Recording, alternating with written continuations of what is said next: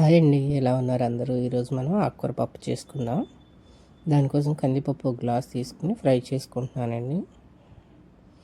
మీరు దేంటైనా ఫ్రై చేసుకోవచ్చండి. నేను దోసపైన ముందని దాని మీద ఫ్రై చేసి నానబెట్టాను కడిగేసి. ఇప్పుడు కుండ తీసుకుని మనం నానబెట్టుకున్న కందిపప్పుని బాగా 2 సార్లు కడిగి కుండలో వేస్తున్నానండి.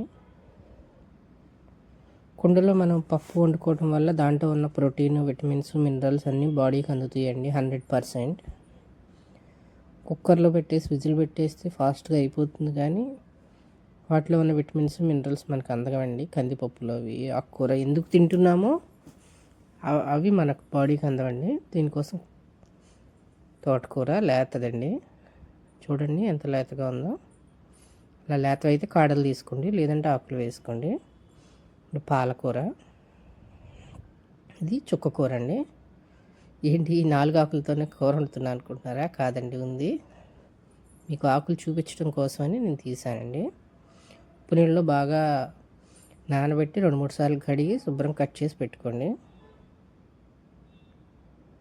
ఇప్పుడు నానబెట్టుకున్న కందిపప్పు కుండలో వేసాం కదా, ఉడుకుతుంది. దానికోసం పచ్చిమిర్చి, టమోటా, ఆ పైన వచ్చిన నొరగ తీసేసేయండి. విడిగా వండుకోవడం వల్ల కందిపప్పు టైం పడుతుంది, కానీ హెల్త్కి మంచిదండి. దానికోసం మనం కొంచెం కొత్తిమీర కూడా తీసుకున్నాం.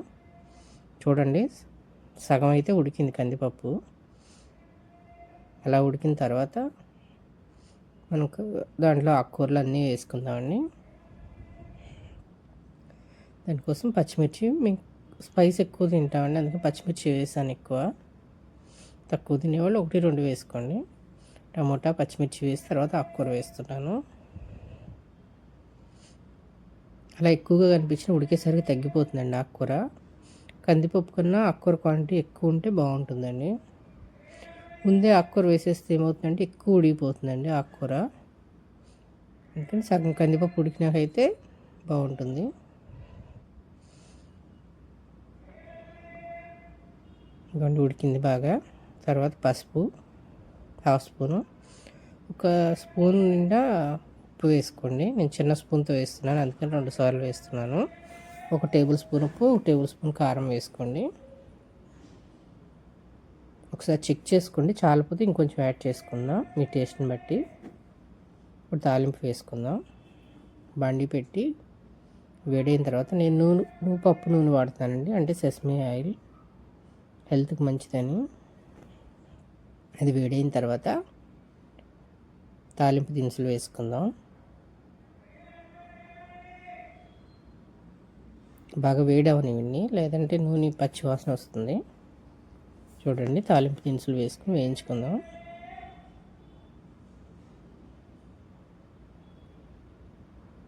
బాగా వేగనివ్వండి. తర్వాత ఒక చిన్న సైజు ఉల్లిపాయ వేసి ఎర్రగా వేయించండి, అసలు ఆ టేస్ట్ చాలా బాగుంటుంది. తర్వాత వెల్లుల్లిపాయ దంచి వేసాను.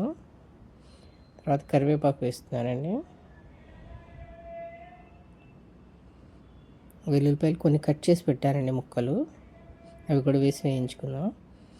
అవి లైట్గా ఫ్రై అయ్యి తినేటప్పుడు పప్పులో వస్తుంటే చాలా బాగుంటుందండి, హెల్త్కి కూడా మంచిది. కొంచెం కొత్తిమీర వేస్తున్నానండి. వేసి బాగా ఫ్రై చేసుకోండి. ఒకసారి ఇలా ట్రై చేసుకుని తిని ఎలా ఉందో నచ్చితే లైక్ చేయండి, షేర్ చేయండి, కామెంట్ చేయండి, సబ్స్క్రైబ్ చేసుకోండి.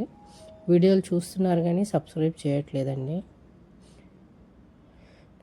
వీడియో బాగుంది, నచ్చింది అనుకుంటే సబ్స్క్రైబ్ చేసుకోండి, లైక్ చేయండి, షేర్ చేయండి. 2 ఎండుమిర్చి చిన్న చిన్న ముక్కలు కట్ చేసి వేసానండి.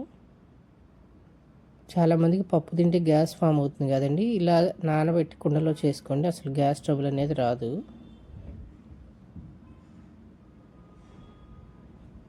చూడండి, బాగా ఎర్రగా వేగింది కదా. ఇలా వేగాక పప్పులో కలుపుకుందామండి.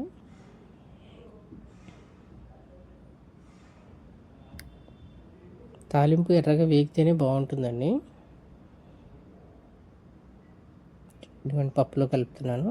కొంచెం నీళ్ళు ఉంది, పలుచగా ఉందనుకుంటున్నారా? కట్టేసిన తర్వాత కూడా వేడి ఉంటుందండి, కుండ చిక్కబడుతుంది. నచ్చితే లైక్ చేయండి. Thank you.